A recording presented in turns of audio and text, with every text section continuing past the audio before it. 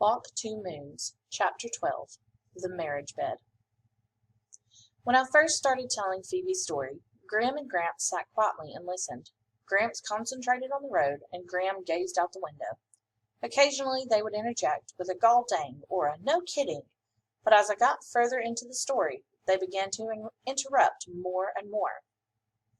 When I told about the message, everyone has his own agenda, Gram thumped on the dashboard and said, "Isn't that the truth? Lordy, isn't that what it's all about?" I said, "How do you mean?" "Everybody is just walking along concerned with his own problems, his own life, and his own worries.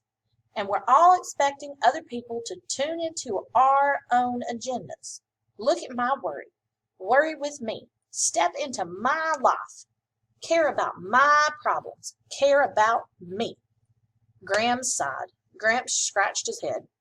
"You turning into a philosopher or something?" "Mind your own agenda," she said. When I mentioned about Ben asking me where my mother was, and my saying that she was in Lusington, but that I didn't want to elaborate, Gram and Gramps looked at each other. Gramps said, "One time my father took off for 6 months and didn't tell a soul where he was going. When my best friend asked me where my father was, I hauled off and punched him in the jaw. My best friend! I punched him in the jaw." "You never told me that," Gram said. "I hope he socked you back." Gramps pointed to a gap in his teeth. "See that? He knocked my tooth out." And when I told Gram and Gramps about flinching when Ben touched me, and how I went home and found Dad in the garage, Gram unbuckled her seatbelt, turned all the way around, leaned over the back of her seat. She took my hand and kissed it. Gramps said, "Give her one for me, too." And so Gram kissed my hand again.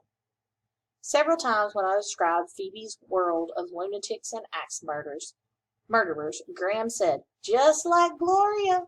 I swear to goodness, just like Gloria." Once after she said this, Gramps got a dreamy look on his face, and Gram said, "Quit that mooning over Gloria. I know what you're thinking."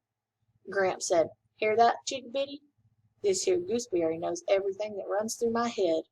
Isn't she something?" Just before we reached the South Dakota border, Gramps took a detour north because he had seen a sign advertising the Pipestone National Monument in Pipestone, Minnesota.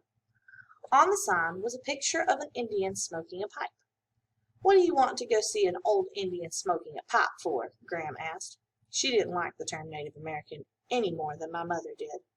"I just do," Gramps said. "We might not ever get the chance again." "To see an Indian smoking a pipe?" Gram said. "Will it take very long?" I asked, as the air screamed, "Hurry, hurry, hurry!" "Not too long, Chickabiddy. We got to cool off our carburetors. These roads are taking the poop out of me." The detour to Pipestone wound through a cool, dark forest, and if you closed your eyes and smelled the air, you could smell Fairbanks, Kentucky. Pipestone was a small town. Everywhere we went, people were talking to each other, standing there talking, or sitting on a bench talking, or walking along the street talking. When we passed by, they looked up right at us, into our faces, and said, "Hi," or "Howdy," and although it sounded corny to say it, we felt right at home there. It was so like Fairbanks, where everyone you see stops to say something because they know you or have known you for their whole lives.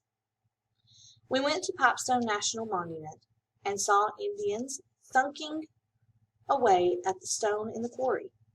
I asked one if he was a Native American. He said, "No, I'm a person." I said, "But are you a Native American person?" He said, "No, I'm an American Indian person." I said, "So am I, in my blood." We watched other American Indian persons making pipes out of the stone. In the Pipe Museum, we learned more about pipes than any human being ought to know. In a little clearing outside the museum, an American Indian person was sitting on a tree stump, smoking a long peace pipe. After watching him for 5 minutes, Gramps asked if he could try it. The man passed Gramps the pipe, and Gramps sat down on the grass, took 2 puffs, and passed it to Gram. She didn't even blink. She took 2 puffs and passed it to me. There was a sweet, sticky taste on the end of the pipe. With the stem in my mouth, I gave it 2 little kisses, which is what it looked like Gram and Gramps had done. The smoke came into my mouth, and I held it there while I passed the pipe back.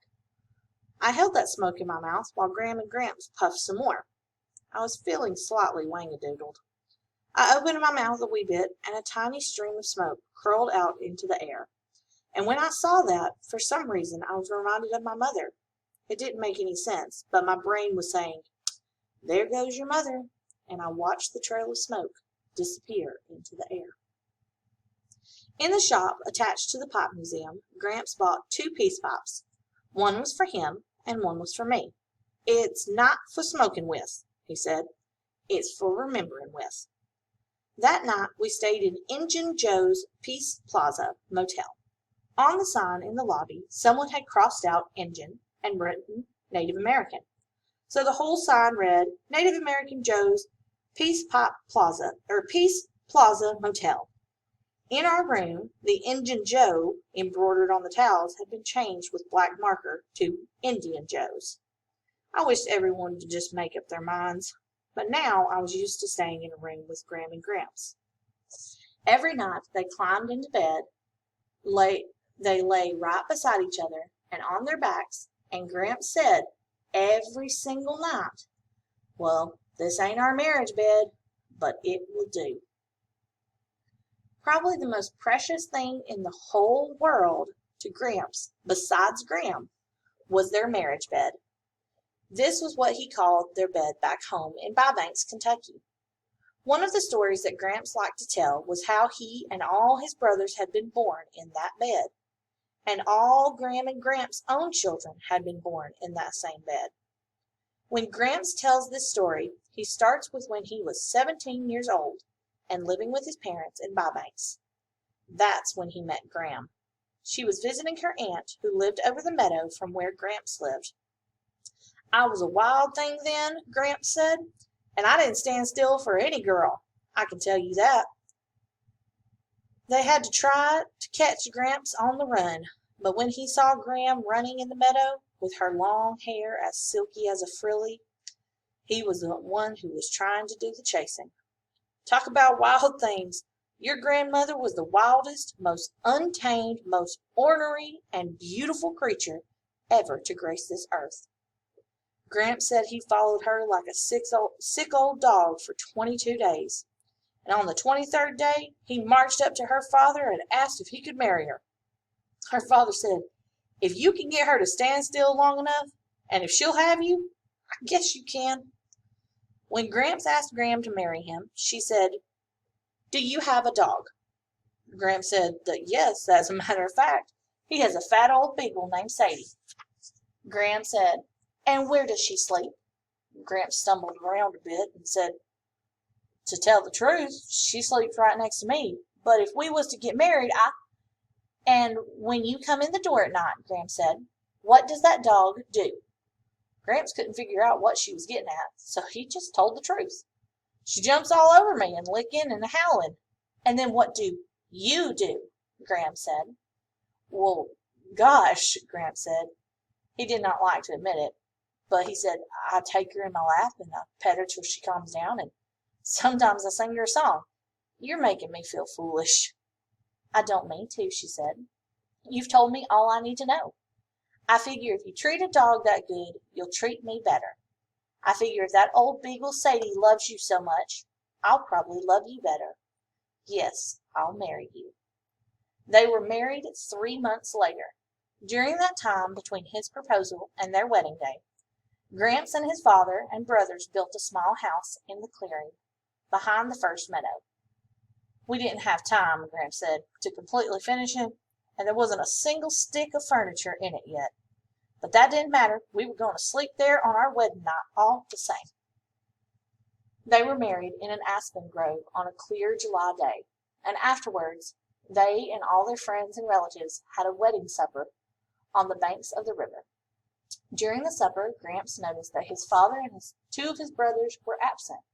He thought maybe they were planning a wet cheer, which is when the men kidnap the groom for an hour or so, and they all go out to the woods and share a bottle of whiskey. Before the end of the supper, his father and brothers came back, but they did not kidnap him for a wet chair. Gramps was glad, just as glad, he said, because he needed his wits about him for that evening. At the end of supper, Gramps picked up Gram in his arms and carried her across the meadow. Behind them, everyone was singing, "Oh, meet me in the tulips when the tulips do bloom." This is what they always sing at weddings when the married couple leaves. It's supposed to be a joke, as if Gram and Gramps were going away by themselves and might not reappear until the following spring when the tulips were in bloom. Gramps carried Gram all the way across the meadow and through the trees and into the clearing where their little house stood. He carried her through the door and took one look around and started to cry. The reason Gramps started to cry when he carried Gram into the house was that there, in the center of the bedroom, stood his own parents' bed, the bed that Gramps and each of his brothers had been born in, the bed his parents had always slept in. This was where his father and brothers had disappeared to during the wedding supper. They had been moving the bed into Gram and Gramps' new house. At the foot of the bed, wiggling and slurping, was Sadie, Gramps' old beagle dog.